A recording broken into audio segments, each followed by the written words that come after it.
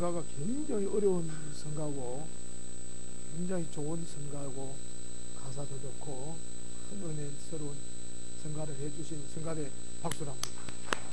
너무 감사합니다. 우리는 지금까지 믿음에 대해서 우리가 생각해 봤지요. 너희 믿음이 어린아이와 같이 되어서는 안 된다, 좀 장성했으면 좋겠다라는 말은 너희들의 신앙의 틀을 좀 컸으면 좋겠다, 세상을 바라보는 너희들의 인식의 틀이 좀 컸으면 좋겠다. 그런데 그 믿음의 틀이 어떻게 커져야 되느냐, 어떤 크기보다도 또 더 중요한 것은 위치라는 거예요. 믿음의 위치. 그 믿음의 위치는 내 안에 하나님이 계시는 것이 아니라 우리는 하나님의 큰 틀 속에 우리는 조그마한 우리의 믿음의 액자가 끼워져 있다. 이게 우리 믿음의 위치라는 거예요. 내 안에 예수님이 계시면은 내 신앙이 춤을 춰요. 나에 의해서, 내 감정에 의해서, 내 환경에 의해서 믿음이 뿌리에 흔들리는 거예요. 그래서 조그마한 크고 작은 일만 생겨도 핑계거리가 되는 거예요. 그런데 이제 이 믿음이 점점 성장해서 우리 믿음의 이 큰 하나님의 틀 속에 내가 존재하는 거예요. 내 안에 하나님이 계시는 것이 아니라, 내 안에 하나님을 제한시켜서 사는 것이 아니라, 이제는 내가 하나님의 큰 우주 만물의 틀 속에 내가 그 안에 존재하고 있는 거예요. 그렇기 때문에 나는 아무것도 아니라는 거예요. 그래서 베드로가 그 믿음의 틀이 바뀌고 나니까 내일 죽는 줄 알면서도 단잠을 쭉 다리를 뻗고 자는 거예요. 천사가 깨워도 몰라요.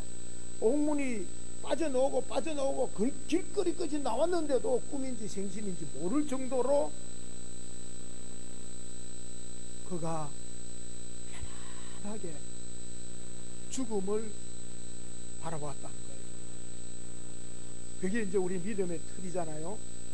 그래서 오늘 우리가 다시 한번 우리 믿음의 크기가 어떤지, 그 믿음의 또한 틀이 어느 위치에 있는지, 아직도 나는 하나님을 믿는데 내가 하나님 안에 존재하고 있는지, 예수님이 내 안에 존재하고 있는지 한번 위치를 보자는 거예요. 자, 그럴 때에 이 크기와 위치가 바르게 되었을 때에 우리의 신앙은 참되고 우리의 신앙은 성숙한 신앙이라 할 수가 있습니다. 그 바른 틀 속에서 이제부터 우리의 삶과 신앙과 관계되는 여러 명제들이 있습니다. 여러 가지 이제 난제들이 있죠. 그게 뭐냐면은 여러 가지 있죠. 삶이 뭐냐, 죽음이 뭐냐, 영생이 뭐냐 등등 쭉 나옵니다. 사는 문제가. 그 문제를 우리가 믿음의 틀로 어떻게 정리하고 조명하고 볼 것이냐, 이걸 두고 제가 앞으로 계속해서 몇 가지를 더듬어 보려고 합니다. 오늘은 죽음에 대해서 한번 정리를 해보려고 합니다. 우리가 죽음을 믿음의 틀로 어떻게 볼 것이냐는 것이죠.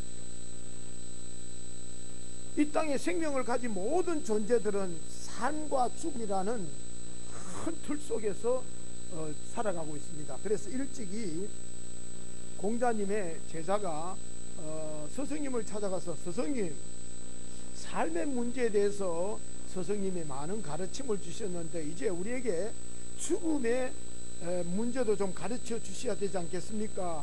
라고 물었더니 공자님이, 야 이놈아, 사는 것도 아직 잘 모르는데 죽음을 이야기하다니 하고 호통을 쳤다는 거예요. 사실 이 죽음의 문제라는 게 삶의 문제보다 더 중요하거든요. 그래서 일찍이 석가모니께서는 이 삶과 죽음이라는 이 고뇌 속에서 평생을 가르침을 주시고 깨달음을 주신 분이 석가모니예요. 사실 오늘 불교 이야기를 조금 하면 오늘 목사님이 뭐 왜 불교 이야기를 하느냐 하는데 우리가 좀 알아야 될 게 있습니다.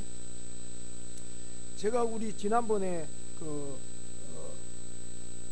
나그네 한 분이 오셨잖아요. 그래 이제 제게 이메일을 가끔 보내는데 이메일의 익명이 뭐냐면 문이에요. 문이. 문이라는 말을 썼어요. 그래서 문이라는 뜻이 뭐냐면은 샤카어로, 인도의 샤카어로 성자라는 뜻이에요. 성자라는 뜻인데 사카어로 성자를 문이라고 그러는데 석가모니라는 말은 샤카의 성자라는 것이에요. 그래서 우리 말로 음력을 하면은 석가모니가 되는 거예요. 샤카족의 성자라는 거예요. 샤카족의 성자였던 석가모니가 오랜 깨달음을 통해서 부처가 됐다. 부처가 됐다는 말은 붓다가 되었다. 깨달은 사람이 되었다라는 말이 됩니다. 어쨌거나 이 석가모니께서 깨달음을 통해서 불교라는 큰 집이 세워졌고 그 불교의 근간을 이루고 있는 게 두 기둥입니다. 불교의 큰 기둥이 두 가지가 있는데 무아라는 사상과 윤회라는 사상입니다. 자, 무아라는 사상은 나는 존재하지 않는다. 그런데 내가 존재하고 있지 않는데 존재하고 있다라고 착각함으로써 인간은 고통을 자초하고 있다라고 본 거예요. 그래서 무아임을 깨닫고 무아임을 깨달음을 통해서 우리는 고통으로부터 해방될 수 있고 또 벗어날 수 있다라고 보는 게 무아사상이에요. 제가 표현이 잘 되는지 모르겠습니다. 그 다음에 윤회사상이라는 게 있어요. 윤회사상은 인간이 끝없이 수레바퀴처럼 돌아간다는 거예요. 예를 들자면 사람이 죽어서 흙이 되고 그 흙을 먹고 풀이 자라고 그 풀을 소가 먹게 되고 그 소가 그 소를 또 사람이 잡아서 먹게 되고 그 소를 먹은 또 사람은 또 죽고 그래서 끝없이 흙이 되고 풀이 되고 소가 되고 또 사람이 되는 이와 같이 순환되어진다. 끝없이 끝남이 없이 이어져 간다라고 해서 윤회라는 거예요. 그래서 이 고통스러운 윤회의 사슬을 끊는 게 뭐냐? 바로 해탈이라고 본 거예요. 그래서 불교에서는 이 무아의 사상과 윤회의 사상이 절대적인 가치를 두고 있습니다. 그런데요, 조금만 깊이 한번 생각해 보시면은 이 두 기둥이 병합할 수 없다라는 것을 알 수 있습니다. 이게 뭐냐면은 인간 존재 자체가 무아라면은 윤회 사상이 자체가 불가능하다는 거예요. 내가 없는데 누가 윤회한다는 거예요? 인간 존재 자체가 정말로 무아라면은 윤회 자체가 허구라는 거예요. 그렇지 않습니까? 내가 없는데 어찌 윤회의 주체가 내가 존재가 될 수 있는, 내가 될 수 있느냐는 거죠. 반대로 윤회가 참이라면은 어떻게 내가 무아일 수 있느냐는 거죠. 사실은 심각한 모순이거든요. 이 같은 모순을 극복하기 위해서 끊임없이 불교가 한 4,5천 년 동안 내려오면서 오래전부터 이 모순을 극복하고 답을 얻기 위해서 끊임없이 정진을 했지만은 아직까지도 거기에 대한 뚜렷한 해답을 내놓지 못하고 있는 게 불교입니다. 그래서 대다수의 중생들이, 불자들이 금과 옥조로 여기고 있는 이 두 사상 사이에 모순이 있다는 사실을 알지 못하고 신앙생활을 하고 있습니다. 그 모순을 알고 있는 상청 지도부층들도 그 모순에 대해서 언급하지 않는 게 불문율로 되어 있다고 해요. 이 같은 모순에 왜 속수무책이냐라고 물으면은 궁색한 답이 하나가 있습니다. 부처님이 가르침을 주지 않으셨다. 죽음에 대해서는 그렇게 이야기를 한다고 합니다. 그 말은 뭐냐면은 서로 공존할 수 없는 이 무아와 윤회의 사이를 부처님이 잇대어서 연결을, 고리를 채워주시거나 다리를 놓아주지 못하셨다라는 것이라. 자, 여기까지만 합시다. 여기까지만 하고요. 그 다음에 우리 성경 속에는 어떠냐? 우리 성경 속에서도 서로 모순되어지는 두 기둥이 있습니다. 먼저 한번 찾아볼까요? 야고보서 4장 14절을 한번 찾아보도록 하겠습니다. 야고보서 4장 14절의 말씀입니다. 누가 먼저 찾으시면은 읽어주시면 되겠습니다. 야고보서 4장 14절의 말씀.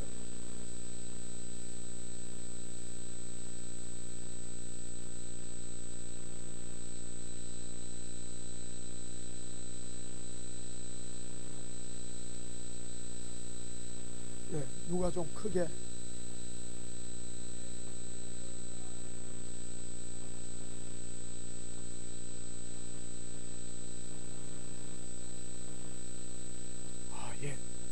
자, 성경 말씀에는 우리의 인간의 생명은 안개야. 우리 인간의 생명은 전기, 연기라는 거예요. 연기.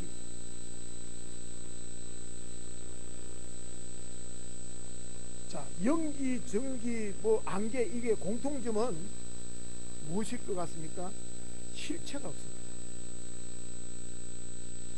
쉽게 말하면 성경은 우리를 가르쳐서 실체가 없는 안개라는 거예요. 불교식으로 말하면 무아라는 거예요. 무아라는 거예요. 자, 그러면은 또 한 군데 더 찾아봅니다. 요한 1서, 야고보서 뒤에 요한 1서 5장 13절을 누가 좀 크게 읽어주시면 되겠습니다. 요한 1서 5장 13절.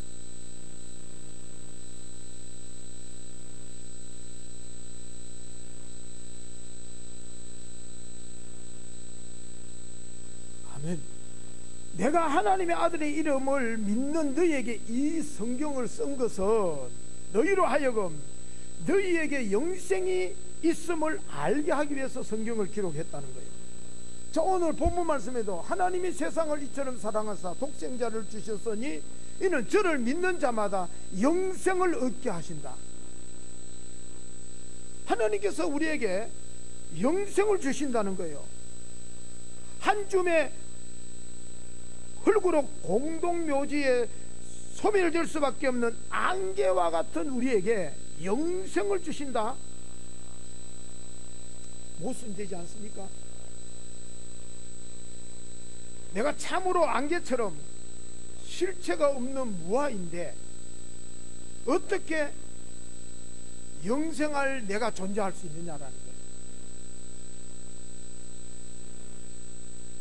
여러분들 어떻게 생각하세요? 분명히 성경에도 안개와 영생이라는 두 기둥을 이야기하고 있습니다. 무아와 윤회. 그런데 우리 이 땅의 기독교인들은 한 번도 이 같은 모순에 대해서 갈등을 하거나 방황을 하거나 의심해 본 적이 없습니다. 하지도 않습니다. 왠 줄 아십니까?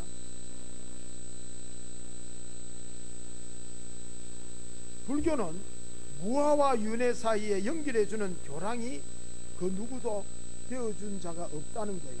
반면에 우리 주님께서는 안개와 영생을 접목시키는 교랑 역할을 완벽하게 수행해 주셨기 때문에 우리는 방황하지 않습니다.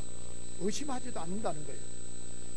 여러분 한번 보십시오. 우리가 고생하고 사는 것이 옛날에는 뭐 환갑하면은 제가 어릴 때만 하더라도 환갑 지내시는 어른들이 드물었습니다. 이제는 한갑이 아니죠. 한갑한다 하면 부끄럽잖아요. 이제는 80, 90이 보통 삶입니다.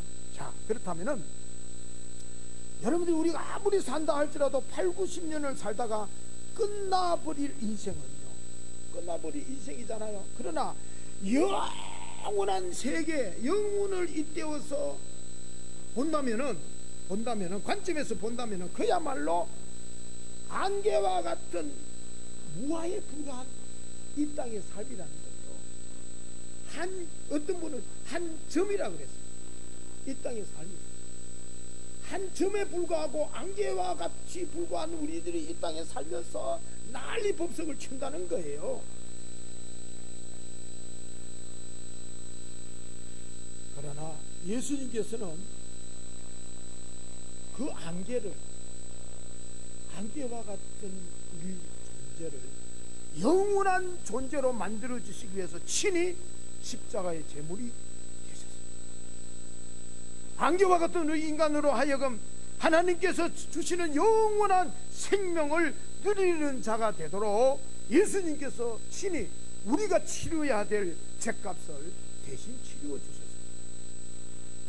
죄의 삭은 하나님 앞에 사형이지만은 우리 예수님께서 우리가 받아야 될 사형의 형벌을 당신이 친히 받으셨기 때문에 우리는 안개와 같은 우리들이었지만은 영생 복락을 누릴 존재가 되어버렸다는 거예요. 만일 여러분 한번 보십시오. 예수님이 알아, 내가 너희들에게 무화과 같은 너희들을 영생하도록 했다 하시놓고는 당신이 십자가에서 죽음을 나서 그럼 어떻게 될 거예요? 부활이 없었으면 어떻게 했어요? 예수님이 부활하셨어요. 영원히 죽지 않는 것이다. 하나의 점에 불과한 것이다. 인간 그 자체는 영원히 실체가 없는 안개에 지나지 않지만은 예수님 안에서 영원한 생명을 누리는 하나님의 자녀가 되게 하셨다.